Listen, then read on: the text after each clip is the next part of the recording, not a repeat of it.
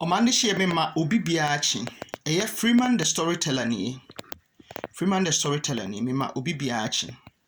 Aha, mi jina mi laundry room ena mi trasa mfonini. Na sa mfonini moma enkeka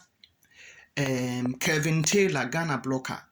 Aha, Kevin Taylor ena Trini Jonas. Aha, ena Avram Bremushe.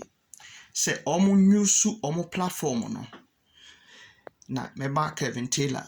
so first omo nyusu omo platform no so wisely na omo nyai sa jimie na omo de ahye sa youth no mu say adwuma ni ho na hwan no youth no omo ye lazy eno nti na akom de omo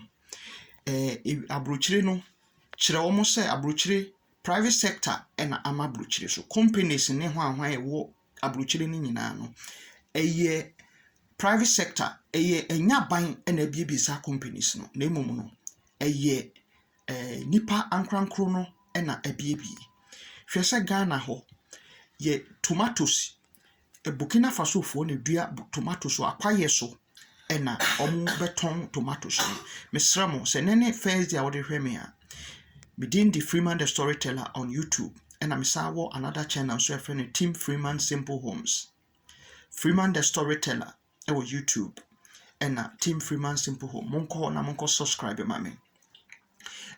saa omo fake life friend is saying Trini Jonas fake life no leadi ewo America no ko high car na obegina ho na wo brage wo sika wo sei no na wanya youth no so a ewo Ghana omo so adwen no ewo fom youth no adwen no wo fom bebre na omo yede ojimi omo ena nipa bebre wo Ghana no youth no omo agimi bibia obeye wo net so a ode beto ho bia no they believe it kwasi asem bia obetro a obeye video bia no they just believe it hwe me me laundry room ena medua tomatoes no me nese no wo saade we mu me nese no we mu me di netie kakra bi ne gum ena me nese ye ena eye se ba no so obehwe kura se ba ko bi so ba ma nese foforo aha me nese ye nti e bae no na me tutuye ena me tutuye na digu ade we mu ena medua ena ayesa ena me sorry a me yeden me di nsuo egugu so ena me gugu so nsuo aha no ye ni bosome a edua mu eburo Kevin Taylor ben say abuchira wo baaye no wa mesu nyansa bia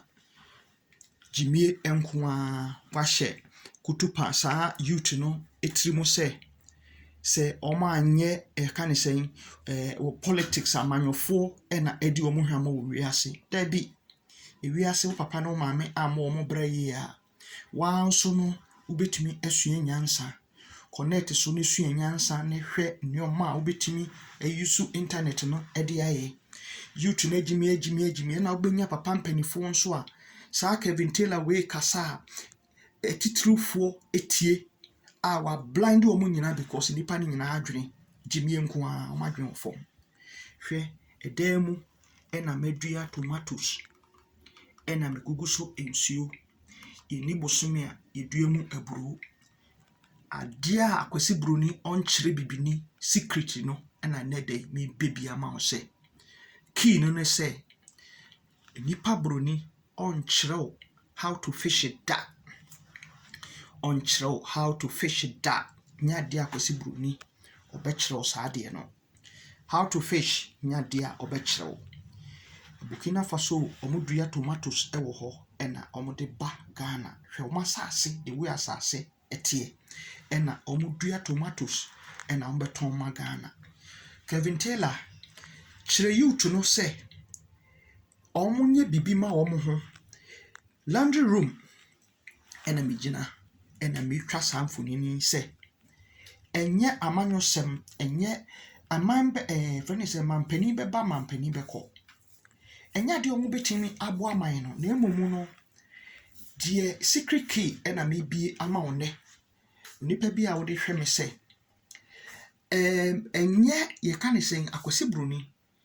ade a onkyere bibini ne se obekyere how to fish ekwan obefa so a onsa beko wano ekwan obefa so a ubeye bibi ama wo ho enya de Akwasi Broni be kire wo kise wa usua laundry room ena medua tomatoes a ebeba na matie di laundry room ena medua tomatoes me beba kire uma ekwan a ye fa so a wa wo be fishe wo papa na wo maame amo mo bra ya memfa nkohye Ghana panin bi so Kevin Taylor jajimie no na kire youth no se omonye adwuma omummi omo adwene mu mon sende sa video yi na encover amame omande hye Twini Jonas usa wo fake life na uko high car na wayeden wako high car na udemu na ude kire youth no wo sika bebere wo sika kura wo se hunhu de wo mfanye eye jimie ena Ghana for na adwen a wo fom ntino omudi wachi Ghana for na adwen wo fom me say ade a Akwasi Broni onchew a eye secret key ni say Akwasi Broni ono obeye bibia ba onchew how to fish that how to fish ekwan wa obefa so obefish abrochire nnwuma ye biebi wa abrochire nyina no private sector ena eyeden eboa man no companies wa abrochire enya ban dia companies wa abrochire no about 70% of companies wa abrochire nyina ankrankro na omabie sa wo hyedem mu senka tomatoes ya me hyedem a me na waya na fe no abedane tea tomato factory wo duadua ne bebre so wo hu enti kire youth no se enani da edikan a mande hye wo de hweme a ye frame Freeman the Storyteller ko YouTube na subscribe me channel na mame ena me sa wo another channel bi so se wo amanone ne se opese okọ Ghana na ukosi udan a eno nso me ma kwan kire wo ho a me other channel no so ye frame no Team Freeman Simple Homes. Share me laundry room ena medua tomatoes a aba. Omande hye said ya meka no no. Medua obonsuam. Mede netie kakra bi gu bonsuam. Netie kakra bi na mede gu bonsuam. Na mede nsuo gugu so ne bae. E bae no ena metutuye nketoa ena mede ye. Avrembe Moshe wo net so wo followers wo kasa tintin wo be kasa tintin wa dwen wo trimu no obi ti say A+ chese Ghana no youth no omagimia say de odi beto obia no unim say internet so no anasa homatentan so no di ade bia keto bia odi beto wo no na edipa ni nyina believe akwa bi ya wo London house hwan e friend of Dr. Ran o se friend say Dr. Ren o se Dr. Ran o se de o te abruchire o so freedom fighter na freedom fighter no kra na mem say onima de kro ena ejimifo agi sa nyoma na di because enipa ni nyina adwen wo fom hwe tomatoes ena den me laundry room ena medua enti upe secret of life na subscribe my YouTube channel na mame igusu a kire laundry room Burkina Faso edua tomatoes Abramoshe wa kasache yehu action bi efiri mu ba Bemoshe wa kasache yehu action bi a efiri mu ba mon send sa video yi nkoma Bemoshe mame mon send sa video no nkoma sa Twini Jonas a oye fake life no fake life no or expose ena sa Kevin Taylor na ote 24/7 hwe nipa ehwe no because nipa na adwen wo fom Ghana for ma adwen wo fom abrochire yeni bosome a yeduemu eburu yeni bosome bia yeduemu eburu na emomu no wa omodembo eno na abrofo nkyere wo uko school a ubeko school na wie ubesa conceive ni wo certificate no bibia bom asa akwa Akwasi Broni ho akopa ne chew se mesrew fameduma eno ne ade a Akwasi Broni onkyerɛw Akwasi Broni onkyerɛw enti no that is the secret key say Akwasi Broni will never show you how to fish enti no wankasa e wo say wo try say obeye bibi ama wo ho we eye dem laundry room ɛna medua saa tomatoes nti mo ho na sɛ Burkina fo dua tomatoes na Ghana matete adidi a ɛne sɛ moadwen no nyansani nti bewie a na me gugu so nsuo ade a mede gugu so nsuo nie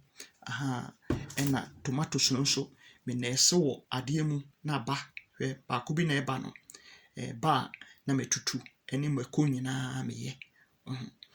na we mako ne tomatoes a mede afra nti ɛba na metutu na gugu so nsuo sua nyansa Ghana no obiara de n'adwene akɔ mpanimfoɔ ne mpanimfoɔ ɛna mo anso mo nim sɛ yɛ mpanimfoɔ nso ba ɔmo ntimi mmoa yɛn yɛ mpanimfoɔ ba ɔmo ntimi mmoa yɛn woyɛ video na woka asɛmpapa nso a obiara ni hɔ ɔbɛhwɛ kyɛ sɛ nkwasiasɛm ɛfiri sɛ Ghanafoɔ pɛ kɔnkɔnsa Ghanafoɔ pɛ nkwasiasɛm nko na Ghanafoɔ pɛ nyansa bi ani Ghanafoɔ tirim ɛna ɔmo sɔre a ɔmo abɔ ɔmo asafohene ɛna hwan na Ghana yɛ sei man bebree ɔmo abɛpa Ghanafoɔ ho na ɔmo ni baabia nso ɔmo abɛpa Ghanafoɔ ho hwɛ ɛdan mu ɛna medua tomatoes we say me bɛyɛ project medua more mesrɛ mo a mo subscribe me YouTube channel na mame Freeman the Storyteller on subscribe me YouTube channel and I other one also I may say woman on now person sit down Ghana Team Freeman Simple Homes mon kona mon subscribe mami mon share sa video ya nanko viral Kevin Taylor suyenyansa kyerɛ you to know how to fish enipa na adwen Ghana fo adwen wo fom nti no wo ha na sɛ kwasasɛm bia na oka na wo de ato na ɔmo believe kwasasɛm bia wobɛtra wo de bɛto abɛfo ahomatenten so no people just believe it so na mmom no woyɛ ade papa de a obie ni hɔ a wobɛhyɛ obie ni hɔ a hwɛ Facebook me wɔ namfofoɔ more than hwan woka sɛ obi nhyɛ kora ɔnhyɛ nkwasiasɛm a ɔmo yɛ Queen Jonas brage na ɔyɛ sei na me wɔ wei so ɔmo obi a wo sɛ woyɛ freedom fighter na wo youth no ay komode omo wo be kyerɛ omo ekwan wo be fa so omo be fish no ugyina ho na jimie nko ana hwan na me wo wei na aga Lamborghini na aga Lamborghini na aga Bentley na wo di adwuma na wo ye no Queen Jonas ka kyerɛ Ghana fo no hu adwuma wo ye na Kevin Taylor also oti America na di adwuma na wo ye ka kyerɛ Ghana fo na ɔmo hu adwuma wo ye nti kyerɛ youth no how to fish eno ne hia laundry room a medua tomatoes a eba ana megugu so ensuo saa so na wo so tifi ubetimi aye omande hye medamu nyina ase ye Freeman the Storyteller na me kasa on YouTube na Team Freeman Simple Homes mesrema mo subscribe me YouTube channel medamu nyina ase bye bye.